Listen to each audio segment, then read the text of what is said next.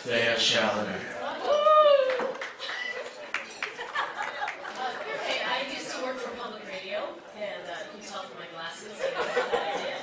And I had a job as a producer in LA, and LA was really hellish for me, living there. But the production job, one of my assignments during the pledge drive was to, it was the 3 things that you loved about the radio station.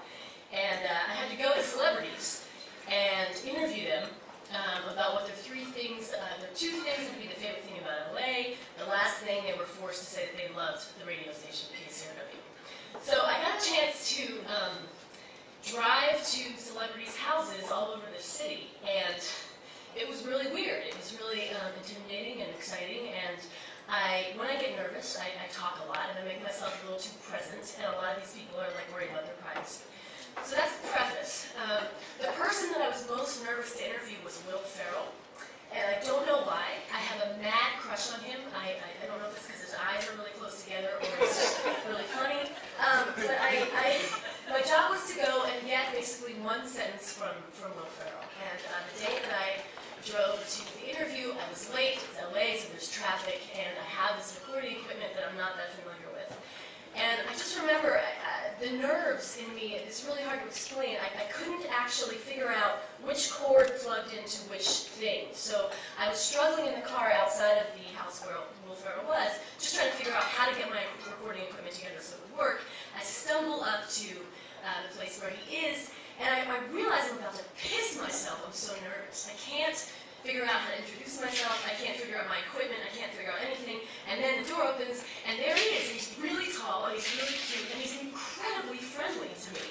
He's like, "Oh, hey, nice to meet you." He like brings me in. He acts like I'm a star, and I just lose it. And one of the ways that I lose it, outside of just talking too much, is I start to talk really loud.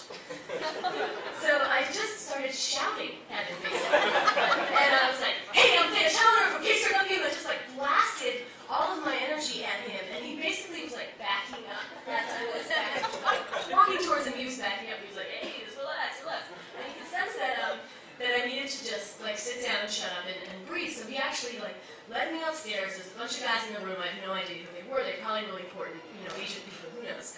I go upstairs and he puts me on the couch and he just like lets me sit for 5 minutes. And in that 5 minutes, I'm still trying to figure out the recording equipment. I can't figure out how to get my mic plugged into the jack. And I get him back in the room, and he just has this way of like calming me down. And I don't know how to explain it, except that basically I finally started talking like a normal person. I would talk louder, and he would start whispering. I got jacked up. He would be like, "Yeah, that sounds really interesting." And I'd be like, "Yeah, so my job's really great, and it's really great to meet you. I love all your movies. Step Brothers was awesome." You know, like all this stuff that just is incredibly embarrassing. So basically he gave me, after a lot of like funniness, which actually ended up being one of the best segments of the whole pledge drive campaign. I think he said his favorite things about LA were like the Muscle Beach, Earth Cafe coffee, and oh God, I don't know what his 3rd one was, but it was funny. It was like genuinely funny. It was lifting weights or something like that. I don't remember. It was better than that.